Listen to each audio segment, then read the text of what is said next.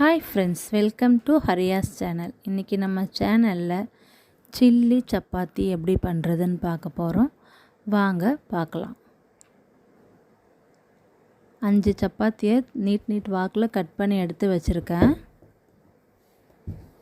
ஒரு குடமிளகாவை பெரிய துண்டாக வெட்டி வச்சுருக்கேன். 1 ஸ்பூன் மிளகாத்தூள், ஒரு பெரிய வெங்காயத்தையும் பெரிய துண்டாக வெட்டி வச்சுருக்கேன். கொஞ்சம் கருவேப்பிலை, கொத்தமல்லி, 1 spoon chilli sauce, 1 spoon soya sauce, 4 பல் பூண்டை பொடியாக வெட்டி வச்சுருக்கேன்.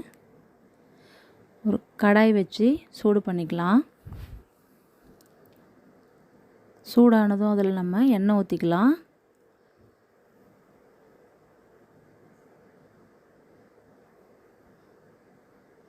எண்ணெய் சூடாயிடுச்சு. பொடியை வெட்டி வச்சுருக்க பூண்டை போட்டு வதக்கி எடுத்துக்கலாம்.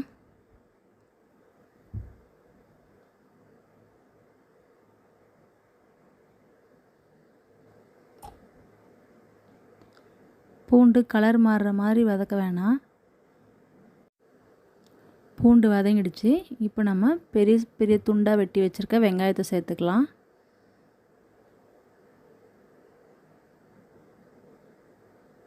வெங்காயம் சேர்த்து வதக்கி விட்டுக்கலாம். வெங்காயமும் முழுசாக வதங்க வேணாம், அரை வேக்காடு இருந்தால் போதும்.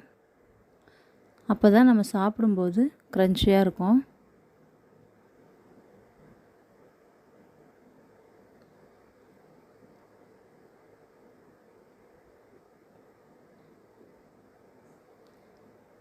வெங்காயம் வதங்கிடுச்சு. இப்போ நம்ம வெட்டி வச்சுருக்க குடமிளகாயை இதில் சேர்த்துக்கலாம்.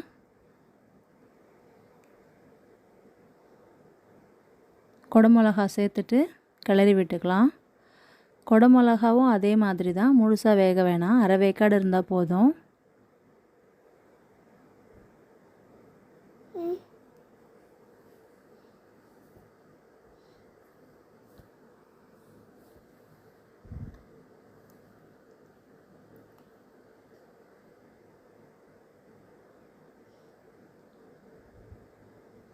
இப்போ நம்ம மிளகாத்தூள் போட்டுக்கலாம்.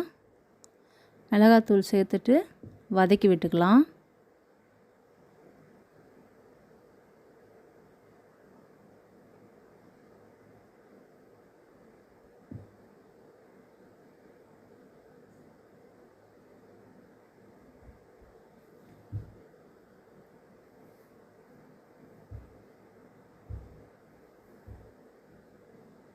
மிளகாத்தூள் வதங்கிடுச்சு.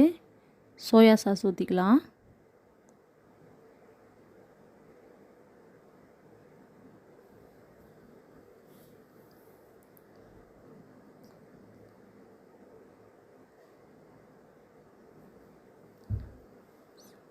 இப்போ இதில் சில்லி சாஸ் ஊற்றி வதக்கி விட்டுக்கலாம்.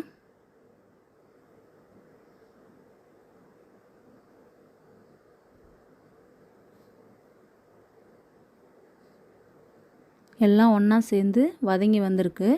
இப்போ நம்ம இதில் வெட்டி வச்சுருக்க சப்பாத்திங்களை சேர்த்துக்கலாம்.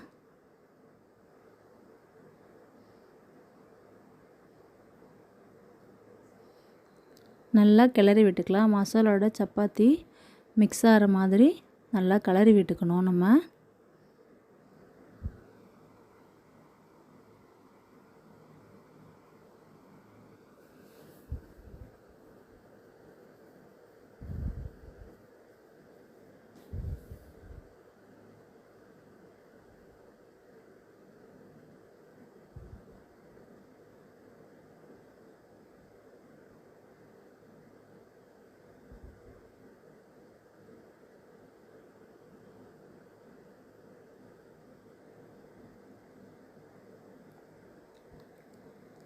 நல்லா கலந்து விட்டாச்சு.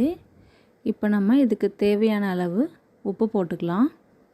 சப்பாத்தியில் ஏற்கனவே கொஞ்சம் உப்பு இருக்கும், அதனால் நம்ம மசாலாவுக்கு மட்டும் தேவையான அளவு உப்பு போட்டுக்கலாம். உப்பு போட்டுட்டு நல்லா கிளறி விட்டுக்கலாம்.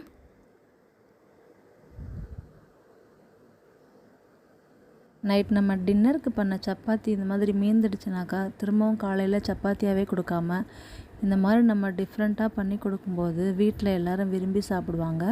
இது சாப்பிட்றதுக்கும் நல்லா டேஸ்ட்டாக காரமாக நல்லாயிருக்கும். ட்ரை பண்ணி பாருங்கள்.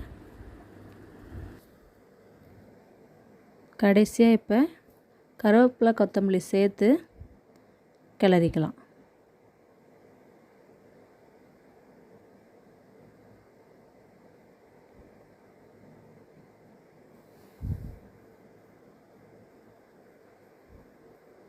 அவ்வளோதான், நம்மளோட காரமான சில்லி சப்பாத்தி ரெடி ஆகிடுச்சு.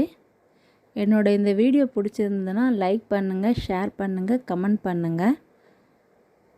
மறக்காமல் சப்ஸ்கிரைப் பண்ணுங்கள். அப்படியே பக்கத்தில் இருக்கிற பெல் பட்டனையும் கிளிக் பண்ணிவிடுங்க.